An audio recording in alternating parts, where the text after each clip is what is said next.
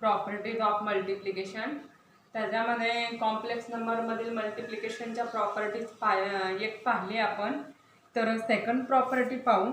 पहिली प्रॉपर्टी म्हणजे आपण कोणती पाहिलेली आहे, Z1 into Z2 it is equal to Z2 into Z1. This property is called as a commutative property.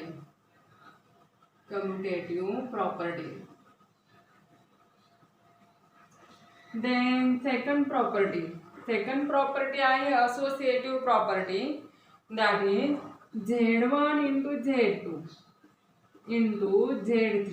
म्हणजे Z1 Z2 आणि Z3 काय 3 कॉम्प्लेक्स नंबर्स आहेत.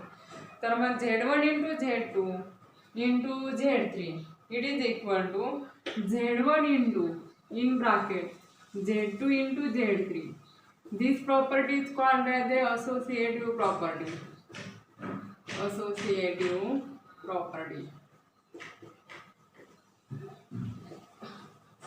ही प्रॉपर्टी आपण व्हेरीफाय करून पाहू. Left side equal to right hand side येते की नाही ते पाहत आहे. Suppose Z1 equal to 7 + 3i. हा Z1 आहे 7 + 3i. Z2 equal to -3 + 2i. Z2 equal to -3 + 2i and Z3 equal to 7 + i. असे काय 3 कॉम्प्लेक्स नंबर आहेत. तर लेफ्ट हँड साइड आपण कन्सिडर करू. Z1 इंटू Z2 हे मल्टिप्लिकेशन आपल्याला आधी घ्यावं लागेल. It is equal to Z1 किती आहे 7 + 3i इंटू Z2 किती आहे -3 + 2i. This is equal to 7 into -3 -21 येतं. आणि 7 इंटू 2i तर किती येणार आहे 49 प्लस 3i इंटू -3 -9i आणि plus 3i into plus 2i here plus 6i² -21 plus 49 -9i किती येणार आहे +5i आणि मायनस किती येणार आहे इथं 6, कारण i² इक्वल टू किती टाकलं आपण -1 टाकलं. -21 आणि -6 किती येतं -27 येतं +5i. एवढं काय मिळालं आपल्याला Z1 इंटू Z2 मिळालं. मग याला कितीने मल्टिप्लाय करायचं आता Z3 ने मल्टिप्लाय करायचं. Z1 into Z2 into Z3. Z1 into Z2 किती आलेलं आहे -27 + 5i इंटू Z3. Z3 काय आहे 7 + i आहे इंटू 7 + i. मग -27 इंटू 7 + i घ्यावा लागेल आणि प्लस 5i इंटू 7 + i घ्यावा लागेल. -27 ला 7 ने मल्टिप्लाय करायचं 49 4 कॅरी मग 7 टू द 14 आणि 4 किती होतं 18 -189 आणि -27 इंटू i काय -27i प्लस 5i इंटू 7 किती येतं 35i आणि plus 5i² -189 -27i plus 35i. याच्यातून काय करावं लागेल हे सबट्रॅक्ट करावं लागेल. 15 मधून 7 गेला खाली किती राहतं 8 आणि नंतर 8i येणार प्लस 8i आणि हे 5i² i² इक्वल टू -1 टाकताय म्हणजे -5 आहे. इथं वाटलं असतं लिहू आपण i² इक्वल टू किती आहे -1 टाकला आपण. मग -189 आणि हा -5 मायनस किती होतं 194 आणि प्लस काय आहे 8i. एवढं काय आलं ही लेफ्ट साइड आली. Z1 इंटू Z2 आणि त्याला कशाने मल्टिप्लाय करायचं Z3 ने. याला इक्वेशन आपण 1 म्हणू. Z1 इंटू Z2 ब्रॅकेटमध्ये आणि इंटू काय आहे Z3. आता राईट साइडला काय आहे Z2 इंटू Z3 आधी घ्यायचा. मग Z2 into Z3 it is equal to Z2 काय आहे -3 + 2i -3 plus 2i into Z3. Z3 किती आहे 7 plus i. This is equal to -3 into 7 -21 -3 into i -3i आणि 2i into 7 किती येणार आहे 14i आणि 2i into i plus 2i square -21 -3i plus 14i काय येणार आहे प्लस 11i येणार. 14 मधून 3 गेला 11i आणि हा मायनस किती आहे 2 -21 आणि -2 किती येतं -23 प्लस 11i एवढं आलं. कशाचं प्रॉडक्ट आला Z2 into Z3 चा प्रॉडक्ट मिळाला आपल्याला. आणि आता काय याला कशाने मल्टिप्लाय करायचं Z1 ने काय करायचं मल्टिप्लाय करायचं. ही राईट साइड आहे आपली. Z1 इंटू हे हा प्रॉडक्ट आलेला. Therefore Z1 into in bracket Z2 into Z3 it is equal to Z1 टाकू आपण. Z1 किती आहे 7 plus 3i 7 plus 3i into Z2 into Z3 किती आला -23 plus 11i -23 plus 11i. मग 7 ने मल्टिप्लाय करायचं -23 ला. 7 into 3 21 2 कॅरी 7 into 2 14 आणि 2 किती होतं 16 -161 7 into 11i plus 77i नंतर 3i into -23 मायनस किती होतं हे 9 आणि 3 to the 6 69i आणि 3i into 11i plus 33i square -161 plus 77i minus 69i तर किती येणार आहे प्लस 8 आणि किती येतं 8i येतं 8i आणि प्लस 33i इंटू हा i स्क्वेअर इक्वल टू -1 टाकायचं -33.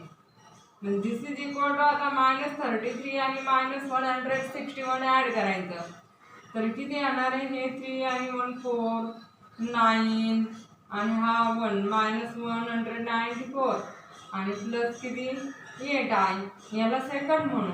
मग आता इक्वेशन 1 पहा. इक्वेशन 1 मध्ये सुद्धा किती आलं -194 प्लस 8i. इक्वेशन 2 सुद्धा किती आलं -194 प्लस 8i. मग from 1 and 2 from equation 1 and 2 काय मिळालं आपल्याला Z1 into Z2 आणि त्याला कशाने मल्टिप्लाय केलं Z3 it is equal to Z1 into in bracket Z2 into Z3 म्हणजे left hand side equal to काय आलं राईट हँड साइड. म्हणजे कॉम्प्लेक्स नंबरचा मल्टिप्लिकेशन हे कसं आहे असोसिएटिव्ह आहे. ही आपण प्रॉपर्टी पाहिली कॉम्प्लेक्स नंबरची. नंतर आता थर्ड प्रॉपर्टी ही सेकंड प्रॉपर्टी होती.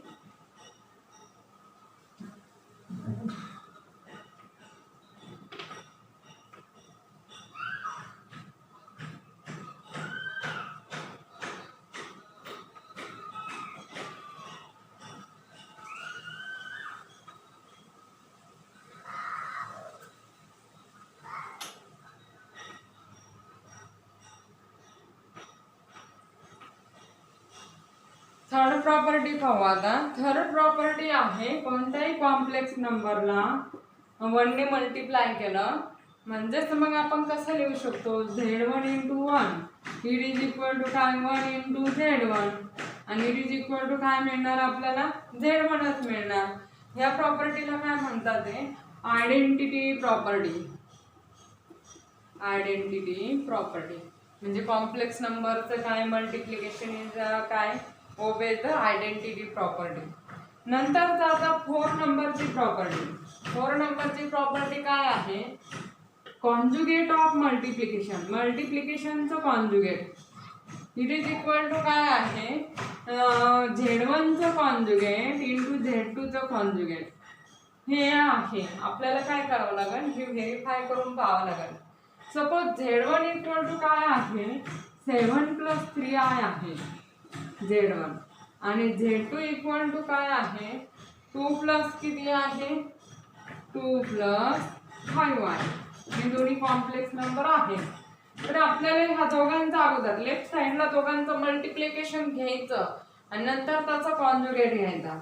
मग Z1 इंटू Z2 आपल्याला आधी घ्यावं लागेल. 7+3i इंटू काय आहे 2 प्लस 5i. मग 7 इंटू 2 14. 7 इंटू 5i किती होतं प्लस 35i आणि 3i इंटू 2 काय प्लस 6i आणि plus 3 into 3i into 5i 15i². i² equal to -1 टाकता येईल आता. 14 म्हणजे i ची टर्म ॲड होईल 35i प्लस 6i तर किती येणार आहे प्लस 41i आणि इथे किती -15 सिन्स i² इक्वल टू काय टाकलं -1 टाकलं. मग 14 - 15 किती येणार आहे -1 येणार. मग therefore काय येणार आहे Z1 into Z2 it is equal to -1 plus 41i एवढं काय येतं Z1 इंटू Z2 येतं. आणि therefore याचा कॉन्जुगेट घ्यायचा आता. Conjugate of Z1 into Z2 हे रिअल पार्ट आणि इमॅजिनरी पार्टची काय करायची साइन चेंज करायची. याला इक्वेशन 1 म्हणतात. आता राईट साइडला काय Z1 बार इंटू Z2 बार म्हणजे Z1 चा कॉम्प्लेक्स कॉन्जुगेट इंटू Z2 चा कॉन्जुगेट. मग Z1 बार आता काय येतं Z1 एवढं आहे 7+3i it is equal to काय येणार 7 - 3i येणार. आणि Z2 bar it is equal to काय येणार Z2 किती आहे 2 प्लस 5 आहे तर Z2 बार किती येणार आहे 2 मायनस काय 5 आहे 2 - 5i. मग Z1 इंटू Z2 घेता येईल Z1 बार इंटू Z2 बार 7 - 3i इंटू 2 - 5i. 7 इंटू 2 किती होतं 14 आणि 7 into -5i -35i -3i into 2 किती होतं -6i आणि -3i इंटू -5i तर 15i² एवढं येणार. 14 -35i आणि -6i -41i होईल 41i आणि इथे काय plus 15 into i² equal to -1 टाकता येईल तर -15 येणार सिन्स i² इक्वल टू काय -1 आहे. प्लस 14 आणि -15 किती येतं -1 येतं आणि मायनस किती 41 आहे. एवढं काय मिळालं आपल्याला Z1 बार इंटू काय आहे Z2 बार मिळालं. याला सेकंड म्हणता येईल. फ्रॉम 1 and 2 काय आलं दोन्ही इक्वल आलं राईट साइड म्हणजेच काय लिहिता येईल आपल्याला फ्रॉम इक्वेशन 1 and 2 काय येतं conjugate of Z1 into Z2 it is equal to Z1 bar into काय आहे Z2 बार. हे काय त्याचं मल्टिप्लिकेशन आलं. ही मल्टिप्लिकेशनची प्रॉपर्टी 4 पाहिले आपण. नंतरच आता 5 नंबरची प्रॉपर्टी पाहू.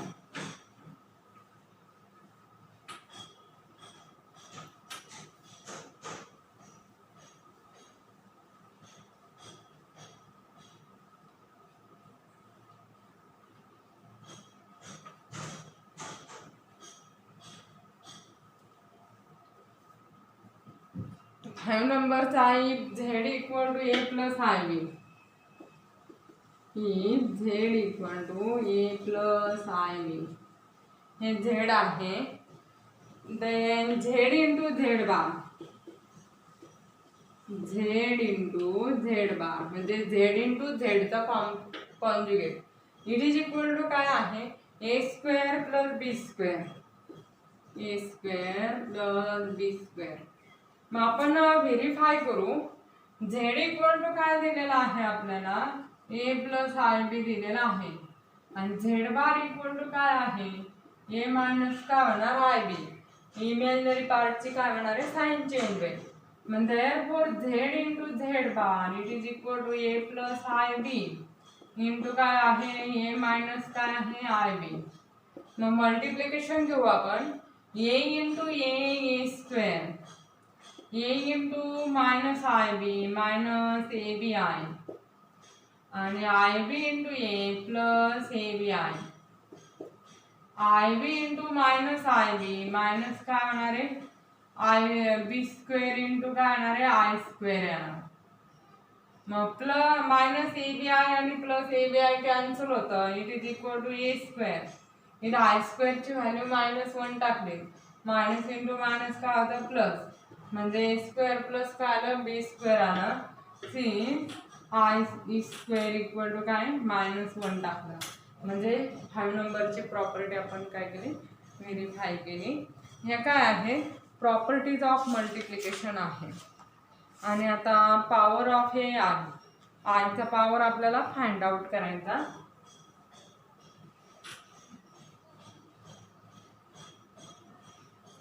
Power of I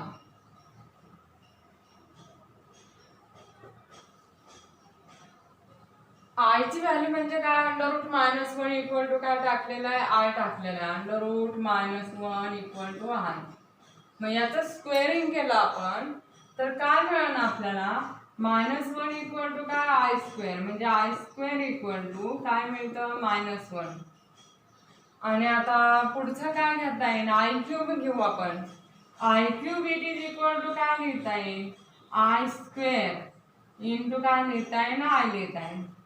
I square equal to -1 टाकू आपण -1 इंटू आय ते किती येणार आहे -i एवढा आय क्यूब येणार. आता i⁴ टाकू आपण i⁴ म्हणजे आय स्क्वेअर आणि ब्रॅकेट स्क्वेअर असं लिहिता येईल आपल्याला i⁴. मग आय स्क्वेअर इक्वल टू काय -1 त्याचा स्क्वेअर -1 चा स्क्वेअर हा काय आहे +1 आहे म्हणजे i⁴ इक्वल टू काय व्हॅल्यू मिळाली आपल्याला +1.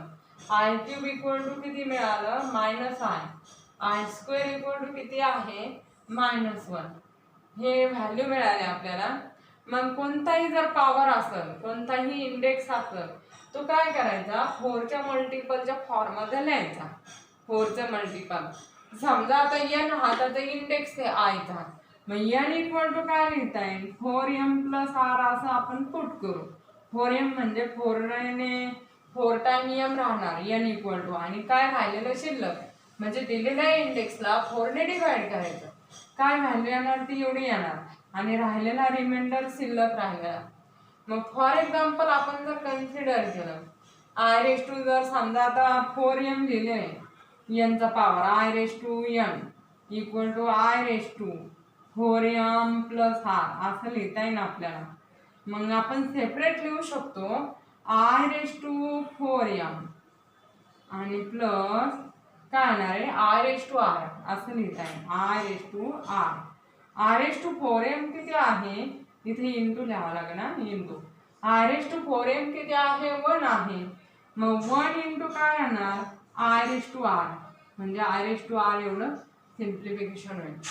मग आपण जर कन्सिडर केलं फॉर एक्झाम्पल हियर i⁻50 आहे याचं एक्झाम्पल घेऊ i⁻50 it is equal to काय 4 ने आपण जर डिव्हाइड केलं तर किती येतं 48 येणार आहे. 48 म्हणजे 12 इंटू काय 48 घेता येईल आपल्याला i⁻48 आणि +2 असं आपल्याला 50 लिहिता येईल 48 + 2 असं लिहिता येईल. मग i⁻48 कसं लिहिता येईल i⁻4 आणि ब्रॅकेट रेश टू काय 12 इंटू 4 किती होतं 48 आणि इंटू आय स्क्वेअर हे i⁻4 i⁻4 ची व्हॅल्यू आपण काढली ती किती आहे 1 चा 12 पॉवर म्हणजे 1 चा 12 पॉवर म्हणजे 1च राहणार म्हणजे i⁻4 काय 4 टाइम असेल तर त्याची व्हॅल्यू किती डायरेक्ट 1 घेतलं तर चालेल आणि इंटू -1 आहे i² इक्वल टू म्हणजेच मग काय येणार आहे -1 एवढी व्हॅल्यू मिळते.